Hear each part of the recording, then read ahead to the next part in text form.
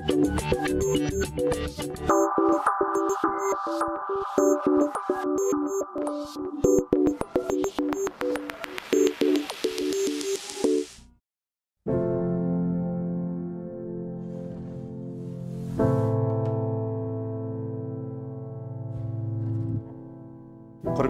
адалдықтың ақ жолына қадам басқан жалынды жастар. Бүгін біз адалдық сағатының кезекті дәрісін Сәкен Сейфуллиннің өмірі мен шығармашылығындағы әділдік, адалдық, шындық қағидаларын арнаймыз. Сәкен ақынның бекзат болмысы сан қырлы. Халқымыздың төліғымындағы 8 қырлы, бір сырлы дейтін теңеу Сәкен табиғатының анықтамасы секілді. Кісілік келбеті, мемлекетшіл ұстанымы, қайраткерлік тұлғасы, халқына деген адалдығы, сұлулығы мен сыршылдығы, ұрпаққа деген қамқорлығы бүгінгі заман жастары үшін өнеге мектебі. Сәкен Сейфуллиннің сан қырлы күрделі болмысындағы ерекше қасиеттерінің бірі жас ұрпаққа, білім ғылымға деген адалдығы. Сәкен халық комиссарлар кеңесінің төрағасы болған кезінде білім алушы жастарға алғаш рет шәкіртақы тағайындап, қазақ жастары әлемнің мықты оқу орындарында білім алуы тиіс деген идея көтерді. Сәкен Сейфуллин шындықтың адамы. Шындықты айта алмасақ, жазушы болып не керек? Адалын айт. Ақиқатты айтып өлсек арман бар ма? Бұл ұлтын сүйген ұланның азаматтық тұғырнамасы. Сәкен өмірінің соңғы сәтіне дейін осы сөзінен, осы сертінен танбай өтті. Шыншыл болу бала кезден қалыптасатын аса қымбат қасиеттердің бірі. Шындық рухани тазалықтың белгісі. Осы тұрғыда қазақтың ұлы жазушысы, ғұлама ғалым Мұхтар Әуезов Сәкен туралы, оның шыншылдығы, шын жүрек шыншылдығы, сондықтан оның жолы әр адамын санап басатын кісінің жолы емес, ылдиы бар, өрі бар, өмір жолы, ыстық қанды нағыз ақын жолы деп атап көрсеткен. Сейфуллин үшін оқу ағарту ісі қатардағы міндеттер ғана емес, өзекті мәселе болды. Сейфуллинді сол кезең жайлы, ағарту жұмыстарының деңгейі жайлы жазуға өмірдің өзі итермеледі.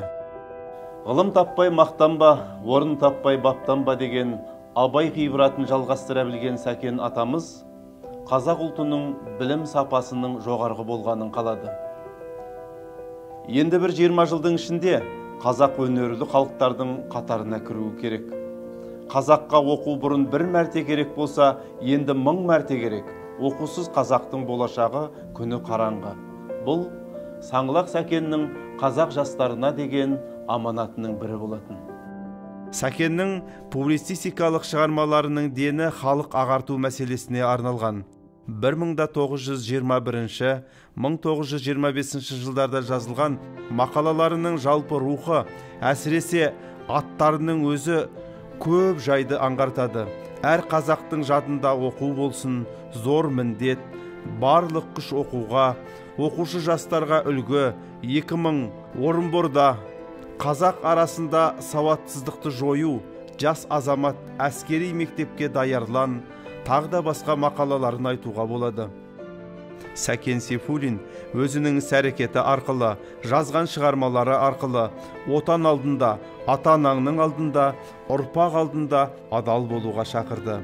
Табиғат өзгеше боп туған едім, белімді жастан бекем буған едім, халықтың қорлық көрген туын ұстап, әділдік жолын іздеп қуған едім деп, ақынның өзі айтқандай, әділдік пен адалдықты ту еткен Сәкен тұлғасы ұлтқа үлгі, ұрпаққа өнеге. Ананы аялауды, бабаны ардақтауды, әкені құрметтеуді, үлкенге ізетті, кішіге мейірімді болуды өмірлік принципіне айналдырды. Ізденпаздығы, еңбекқорлығы, жігерлілігі мен жаңашылдығы, әділдігі мен адалдығы арқылы өзгеден ерекшелене білді. Оны мына бір өлең жолдарынан анық байқаймыз. Бақытқа жол ашық сезілсін, әділдік жаңа заң түзілсін, жойылсын құлшылық кемшілік, жасасын әділдік теңшілік. Жас ұрпақты патриоттыққа, отанын сүюге, халық тілегін іс жүзінде асыруға, қандай қауіп қатерден де қорықпай, қиындықты жеңе білуді үлгі етуде Сәкен тұлғаның орны ерекше. Сәкен аға адалдық, кішіпейілділік, ар азығына кір келтірмеушілік, шыншылдық сынды құндылықтарды таза сақтап қалған. Бекзат тұлғасы мен және көркем туындылары арқылы ол кейінгіге ұстаз. Құрметті жас достар, осымен Сәкен Сейфуллиннің өнегелі өмір жолы мен шығармашылығындағы адалдық, әділдік, шындық қағидаларына негізделген адалдық сағаты өз мәресіне жетті.